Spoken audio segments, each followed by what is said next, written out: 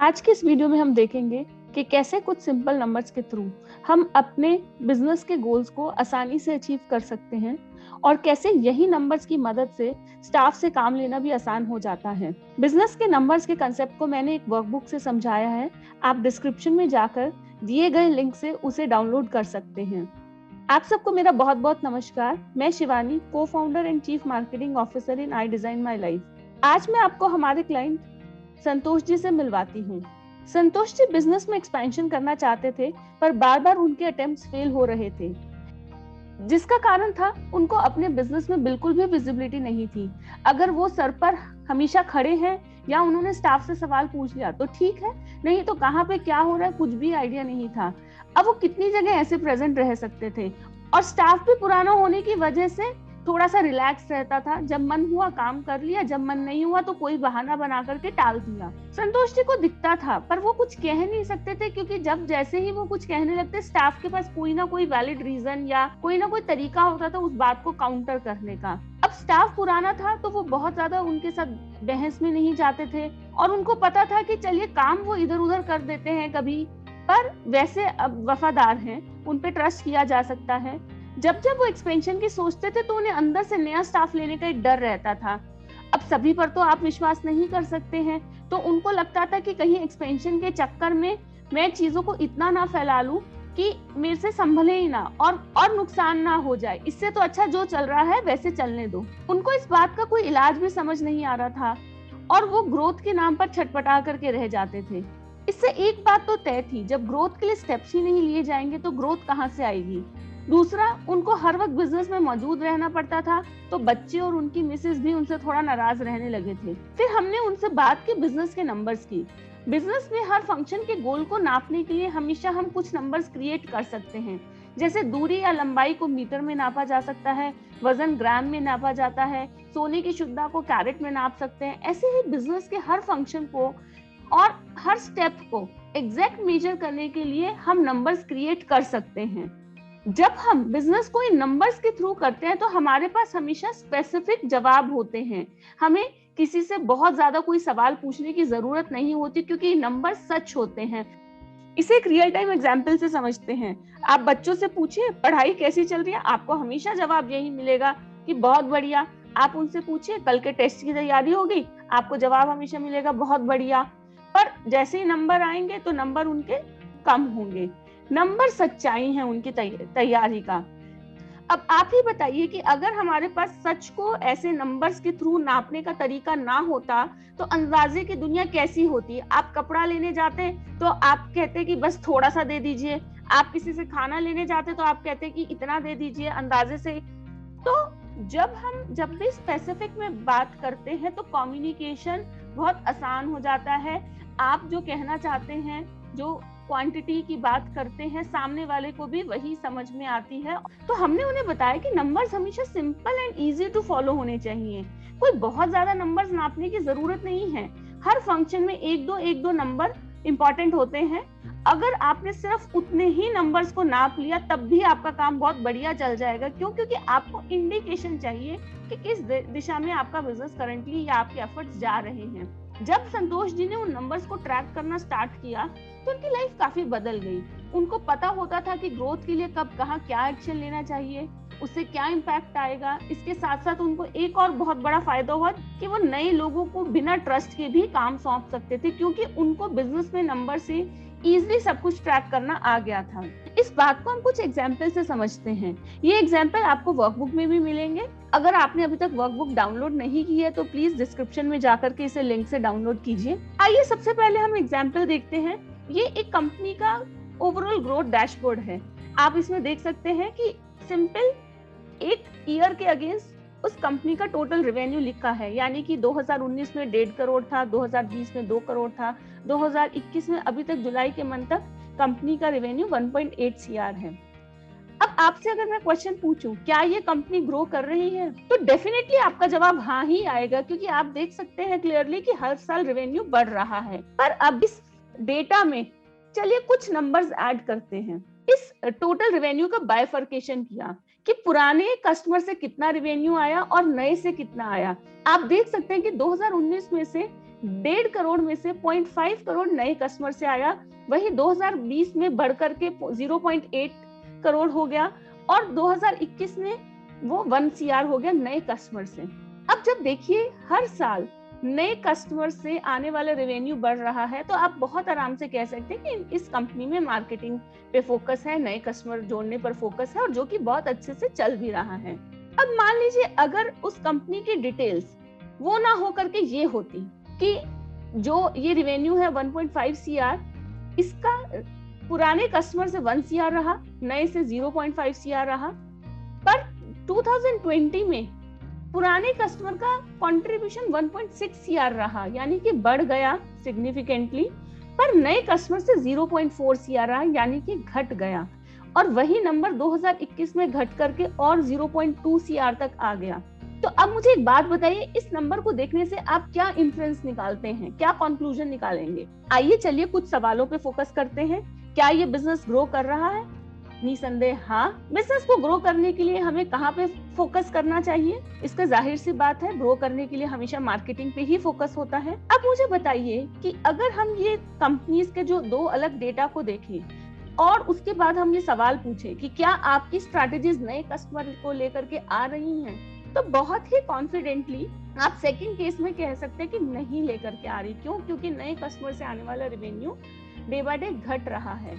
हम अगर पूछे कि कंपनी बी की marketing as compare to company A कैसी है, तो डेफिनेटली खराब है या वहां पे हो ही नहीं रही है। अब इसको आप एक अपने सिनारियो में ले जा करके देखिए। मान लीजिए आपका मार्केटिंग का कोई पर्सन है और आप उससे चीजें पूछते हैं, तो क्या आपको इतना क्लियर कट जवाब मिल सकता है? और आप उनसे अगर फर्दर क्वेश्चन पूछना चाहेंगे तो वो किस तरीके से आपको जवाबों में घुमा देते हैं। आइए इसे एक और एग्जांपल से देखते हैं। ये कंपनी है जिसमें हमने मार्केटिंग एक्सपेंस के बदले कितनी लीड्स आ रही हैं और उससे कितने कस्टमर बन रहे हैं, उस चीज का डेटा नोट करा। जैसे अगर उन्होंने इंडिया मार्ट फर्स्ट केस में आप देख सकते हैं कि इंडिया मार्ट पे उन्होंने हर महीने 1 लाख का खर्चा किया, जिससे उनके पास टोटल लीड आई पहले महीने में 214, दूसरे महीने में 158, तीसरे महीने में 312, जिसमें से क्वालिफाइड यानी कि काम की लीड थी पहले महीने में 95, दूसरे महीने में 78 और बाद में 102, और उससे सेल हुई पहले महीने में 27, दूसरे में 28 और तीसरे में 32। वही अगर हम देखें कि ये कंपनी अगर फेसबुक पे सेम खर्चा करती है तो इसकी टोटल लीड्स जो है 372, 315, 400 इतनी ज्यादा आ रही हैं, जिसमें से पर हमारी क्वालिफाइड लीड्स यानी कि काम की लीड्स का नंबर बहुत कम है, जैसे कि 55, 48, 67, और कस्टमर ऑटोमेटिकली बहुत ही कम बन रहे हैं, जैसे कि 12, 9, तीसरे महीने में 17। तो आप देख सकते हैं कि ये डेटा सामने आने के बाद आपको किसी से कुछ पूछने की जरूरत नहीं है कि कौन सी जगह पे मार्केटिंग में मैं खर्चा करूं, मार्केटिंग की क्या स्ट्रैटेजी बेहतर है। आप ऑटोमेटिकली देख पा रहे हैं कि फेसबुक की जगह इंडिया मार्ट से ज्यादा अच्छा आपको रिस्पॉन्स आ रहा है। जैसे कि अगर हम इन क्वेश्चंस का जवाब ढूंढना शुरू करें कि आपकी लीड जनरेशन की कौन सी स्ट्रैटेजीज काम कर रही हैं, या आपकी स्ट्रैटेजीज है क्या वो सही तरीके के कस्टमर लेकर के आ रही हैं, कौन सी स्ट्रैटेजी में आपका टाइम और पैसा वेस्ट हो रहा है, क्या आपकी मार्केटिंग की जो स्ट्रैटेजी है वो सुटेबल कस्टमर को एनकरेज कर रही है आपको कांटेक्ट करने को, तो ऑटोमेटिकली आपको आंसर मिल जाएगा कि हाँ इंडिया मार्ट में रिजल्ट बेहतर है और आपको किसी से कुछ पूछने की जरूरत ही नहीं है। आप डिसीजन ले सकते हैं कि चलिए फेसबुक से भी पैसे को पुल करके हम इंडिया मार्ट में लगा देते हैं, क्यों हम फेसबुक के ऊपर इतना पैसा वेस्ट कर रहे हैं। आइए एक तीसरा एग्जांपल भी देखते हैं। यहाँ पे हम बात करते हैं सेल्स पर्सन की परफॉर्मेंस की। इस कंपनी में 3 सेल्स पर्सन है, अमित, कृष्ण और राहुल। तीनों को लगभग बराबर लीड्स अलॉट होती हैं। अमित को 100, कृष्ण को 110, राहुल को 90। पर जब हमने कोट सेंट का नंबर ट्रैक किया, यानी कि कितने कस्टमर्स को इनिशियल बात होने के बाद उन लोगों ने कोट सेंड करा, तो हमें पता चला कि अमित ने 100 में से सिर्फ 40 लोगों को कोट सेंड करा, कृष्ण जी ने 110 में से 50, वही राहुल ने 90 में से 80 लोगों को कोट सेंड करा, जिसका रिजल्ट पे उनका इम्पैक्ट सीधा सीधा दिखा कि अमित के 20 कस्टमर थे, कृष्ण के 25 थे और राहुल के 45 थे। अब अगर हम इन क्वेश्चंस का जवाब ढूंढने चले कि who is the champion cell person, वो आप बिना डेटा के भी बता सकते हैं कि राहुल है, क्योंकि आपको दिखेगा कि राहुल 45 सेल करके आ रहा है। पर अगर मैं आपसे पूछूं कि कौन इनमें से सेल्स के प्रोसेस को प्रॉपरली फॉलो कर रहा है या कौन नहीं कर रहा, तो आपको ऑटोमेटिकली जवाब मिल जाएगा कि अमित और कृष्ण प्रोसेस को फॉलो नहीं कर रहे हैं। उनकी लीड्स अलॉटेड में से कोएफिशिएंट का नंबर बहुत फर्क है, यानी कि या तो वो भूल रहे हैं या जो है वो आधी बार लापरवाही कर रहे हैं। और अब आप मुझे अपनी ही सिनेरियो से अपने सेल्स पर्सन के बारे में सोच के बताइए कि अगर ये अमित या कृष्ण आपके सेल्स पर्सन होते और आप उनसे पूछते कि भाई सेल कम क्यों हो रही है, तो वो आपको क्या जवाब देते? क्या आपको कभी पता चल पाता कि वो सेल्स का प्रोसेस सही से फॉलो नहीं कर रहे हैं? और मुझे एक बात बताइए कि अगर इस तरीके से आपने मेजर करके उनके सामने ये नंबर्स रख दिए, तो क्या वो कंटिन्यू कर पाएंगे इस तरीके की अंडर परफॉर्मेंस को? नहीं, ऑटोमेटिकली, क्योंकि नंबर सच होता है। उनके सामने जैसे जैसे नंबर आएंगे, एक दिन, 2 दिन, तीसरे दिन, अगर उनको कंपनी में रहना है, बिजनेस आपके साथ नौकरी करनी है, तो उन्हें ऑटोमेटिकली अपनी परफॉर्मेंस बढ़ानी होगी। तो जैसा कि आप देख सकते हैं कि जब आप नंबर्स को ट्रैक करते हैं तो हमारे पास बिल्कुल एक कॉन्क्रीट प्रूफ आ जाता है कि यही सच है। उसके बाद आपको अपने किसी भी सेल्स पर्सन से या किसी से कुछ भी पूछने की कोई जरूरत नहीं है। आपको किसी से कोई सलाह लेने की जरूरत नहीं। क्यों? क्योंकि आपको डेटा ही सच बता रहा है। ऐसा बहुत बार हमारे बिजनेसमैन के साथ होता है कि वो अक्सर आके हमसे कहते हैं कि स्टाफ अंडर परफॉर्म कर रहा है, पर हमारे पास कोई तरीका ही नहीं है। उस चीज का जवाब है नंबर्स। हर चीज को ट्रैक कीजिए, हर स्टेप को ट्रैक कीजिए, आपको प्रूफ मिल जाएगा कि क्या हो रहा है। उसके बाद आपसे आपका स्टाफ कभी भी झूठ नहीं बोल पाएगा या बहाना नहीं बना पाएगा। इस वर्कबुक में मैंने ऐसे ही कुछ जरूरी नंबर्स की लिस्ट आपको दी है कि कैसे मार्केटिंग में कौन से नंबर्स आपको करने चाहिए, सेल्स में कौन से नंबर्स आपको ट्रैक करने चाहिए और उनसे क्या आपको फायदा होगा, आपको ऑपरेशंस के कौन से नंबर्स करने चाहिए, डिलीवरी के कौन से नंबर करने चाहिए, फाइनेंशियल कौन से नंबर करने चाहिए, और कस्टमर सपोर्ट के या अपने एम्प्लॉइज के कौन से नंबर्स ट्रैक करने चाहिए।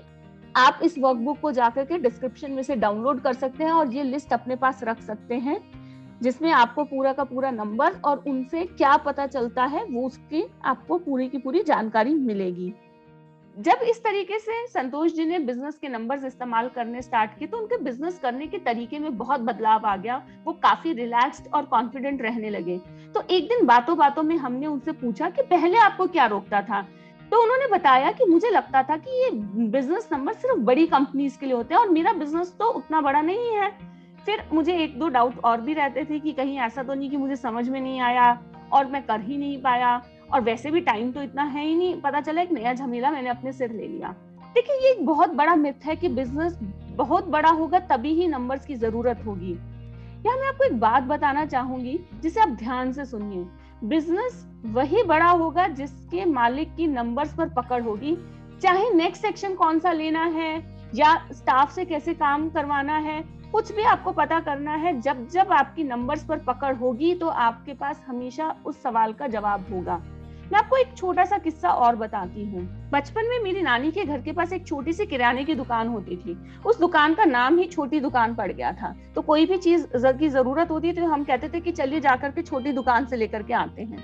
उस दुकान के बिजनेस ओनर का व्यवहार बहुत ही अच्छा था, तो उनके साथ हमारी काफी अच्छी बातचीत हो जाती थी। तो एक दिन मैंने नोटिस करा कि वो कभी भी पैसे को गिनते नहीं है, जस्ट लेते हैं और अपने गले में रख देते हैं। तो मैंने उनसे पूछा तो उन्होंने मुझे बताया, कहते बेटा कभी भी ना पैसे को ना गिना नहीं जाता है। हमने हमारे दादा परदादा ने ये सिखाया है कि अगर आपने पैसे गिने तो उससे कम हो जाते। हालांकि ये बात सुन के मुझे थोड़ी सी हैरानी हुई, पर सबकी अपनी अपनी मान्यताएं हैं तो ये बात आई गई हो गई। अभी हाल फिलहाल में मेरा नानी के घर फिर से जाना हुआ तो बात बात में एकदम से निकला कि चलिए जाके छोटी दुकान से लेकर के आते हैं। तो मेरी मामी ने कहा कि शिवानी अब वो दुकान ना छोटी नहीं रही है। तो मैं बहुत ही क्यूरियोसिटी के साथ खुद ही गई। तो जाके मैंने देखा वो दुकान डबल स्टोरी हो गई थी और प्रॉपर उसमें बेसमेंट भी था, और उन्होंने ग्रोसरी के अलावा और भी बहुत सारे प्रोडक्ट जैसे कि कॉस्मेटिक या यूटिलिटी की चीजें रखनी स्टार्ट करी। मैं जब उन अंकल के पास गई उन्होंने मुझे पहचान लिया और मैंने फिर उनसे जैसे सामान लेने के बाद बात बात में पूछा कि अंकल आपकी ये मान्यता कैसे चेंज होगी? पहले तो आप बिल्कुल पैसा भी नहीं गिनते थे और अब आप पीओएस इस्तेमाल कर रहे हैं। तो उन्होंने मुझे एक बात बताई, कहते बेटा जब मेरा बेटा अपनी पढ़ाई खत्म करके आया तो उसने मुझे कहा कि पापा हम भी नए तरीके से बिजनेस करेंगे। आप यहाँ पे देखिए हमारे साथ वाले लोगों की दुकानें कितनी अच्छी बन गई और हम अभी भी वो छोटी दुकान में रहते हैं। मुझे नहीं अच्छा लगता कि जब सारे लोग हमारी दुकान को छोटी दुकान कह के बुलाते हैं। तो उसने मुझे जब जो चीजें बताई, मुझे एक बार को तो लगा कि खर्चा है, मैं कहाँ से पैसे लाऊंगा नहीं ये पूरी दुकान डबल स्टोरी बनाने का, और ये जिस तरीके से हमारे यहाँ पे सिस्टम और कंप्यूटर की बात कर रहे हैं। पर मुझे लगा कि मैंने अपनी जिंदगी में क्या कर लिया। जैसे मेरे पास मेरे पिताजी दुकान छोड़ के गए थे, वैसी की वैसी ही वो रह गई, बल्कि उसका नाम छोटी दुकान और पड़ गया। तो मैंने अपने बेटे के साथ सहमति कर ली। उसने बहुत सारी चीजों को चेंज करा। उसके बाद जैसे उसने पीओएस से काम करना स्टार्ट करा तो वो डेटा को पढ़ने लगा। उसने देखा कौन से प्रोडक्ट में कितना प्रॉफिट है, उसके बेसिस पे उसने परचेज करनी स्टार्ट करी, कौन से प्रोडक्ट्स लाने चाहिए। काफी उसने डेटा को इस्तेमाल करा। तो मैं देखता था कि वो अपने सारे डिसीजन डेटा से ले रहे हैं, यानी कि कोई भी चीज अंदाजे से या फीलिंग के बेस पे नहीं हो रही है। उसके सारे एक्शन बिल्कुल पुख्ता सबूत के साथ लिए जा रहे हैं। और जो हमने इस कंस्ट्रक्शन के लिए लोन लिया था, वो सारा लोन भी हम 1.5 साल के अंदर अंदर उतार पाए। इन सब बातों से हमें इतना प्रॉफिट हुआ कि हमने तकरीबन 1.5 साल में अपना पूरा का पूरा लोन उतार लिया। और ना सिर्फ लोन उतारा, हम काफी प्रॉफिट में भी जा रहे हैं। वक्त के साथ अगर हम अपनी आदतों को और चीजों को ना बदले तो हम हमेशा पीछे रह जाते हैं। उन अंकल की बात सुनकर के मुझे बहुत ही खुशी हुई, और उनकी दुकान इस चीज का प्रूफ थी कि वाकई में ये सारी चीजें बदलने से उनकी कितनी प्रोग्रेस हुई। यहाँ पे एक बात मैं आपको बताना चाहूंगी कि जैसे नंबर्स की बात आती है तो लोग एक सॉफ्टवेयर ले लेते हैं और इतनी सारी चीजें ट्रैक करना शुरू कर देते हैं जो कि प्रैक्टिकल भी नहीं होती। फिर 4 दिन बाद सब वापस पुरानी जगह पे। इसलिए आप सिर्फ कुछ सिंपल से नंबर से स्टार्ट करिए और उनको अपनी आदत में लाइए, और अपने सारे डिसीजन नंबर की मदद से ही लीजिए। चलिए एक बार समराइज करते हैं कि इस वीडियो में हमने क्या सीखा। सबसे पहली बात, आपके बिजनेस में कहाँ क्या चल रहा है, आपको अगर हमेशा पता करना है तो आपको नंबर्स को ट्रैक करना स्टार्ट करना पड़ेगा। नंबर्स की ट्रैकिंग से आप एम्प्लॉय की परफॉर्मेंस भी आसानी से नाप सकते हैं, आप बिजनेस में इन्फॉर्म डिसीजन ले सकते हैं, काम को आसानी से दूसरों को सौंप सकते हैं, अपने गोल्स की डायरेक्शन में focus and step by step तरीके से बढ़ सकते हैं। अपने आने वाले वीडियोस में हम देखेंगे कि ये नंबर्स कैसे क्रिएट करे जाने चाहिए, और हमारे डिफरेंट फंक्शन जैसे कि मार्केटिंग, सेल्स, फाइनेंशियल, ऑपरेशन के कौन कौन से नंबर्स को हमें ट्रैक करना चाहिए और उनसे क्या क्या इन्फ्रेंस यानी कि क्या क्या मतलब हम निकाल सकते हैं। आपने अगर अभी तक वर्कबुक डाउनलोड नहीं की है तो डिस्क्रिप्शन में जाकर के जरूर डाउनलोड कीजिए। एक चीज आपके साथ और शेयर करना चाहूंगी कि अब आई डिजाइन माई लाइफ की अपनी एक ऐप भी है, जिसका लिंक इस वीडियो के डिस्क्रिप्शन में मौजूद है। आप लिंक से ऐप को डाउनलोड कर सकते हैं। इस ऐप के अंदर हमने बिजनेस स्पेसिफिक काफी फ्री कोर्सेज शेयर किए हैं, जिनमें आप एनरोल करके अपने बिजनेस के लिए नए नए टिप्स, नए नए आइडियाज सीख सकते हैं और बिजनेस को ग्रो कर सकते हैं। अगर आपको इस डॉक्यूमेंट पर काम करने के लिए कोई हेल्प चाहिए तो आप हमसे इन नंबर्स पर रीच आउट कर सकते हैं, और आप हमें info@idesignmylife.net पर भी ईमेल कर सकते हैं। आपको किसी तरीके की और मदद चाहिए बिजनेस में ग्रोथ से रिलेटेड तो आप हमारी वेबसाइट को विजिट कीजिए। वहां पे आपको बहुत सारे इंफॉर्मेटिव वीडियोस और वर्कबुक्स मिलेंगी जिन्हें आप डाउनलोड कर सकते हैं। आप डिस्क्रिप्शन में जाकर के एक कॉन्टेक्ट अस का फॉर्म भी भर सकते हैं। आपको हमारे बिजनेस कोच तुरंत रीच आउट करेंगे। अगर आपको ये वीडियो पसंद आया है तो इसे ज्यादा से ज्यादा शेयर कीजिए, लाइक कीजिए, कमेंट्स में अपने कमेंट्स छोड़िए और हमारे चैनल को सब्सक्राइब कीजिए ताकि आने वाले वीडियोस का नोटिफिकेशन आपको तुरंत मिल जाए। चलिए नेक्स्ट वीडियो में आपसे फिर से मुलाकात होगी, जिसमें हम ये सीखेंगे कि बिजनेस के नंबर्स को कैसे क्रिएट किया जाता है। तब तक के लिए आपको मेरा बहुत बहुत नमस्कार। Thank you.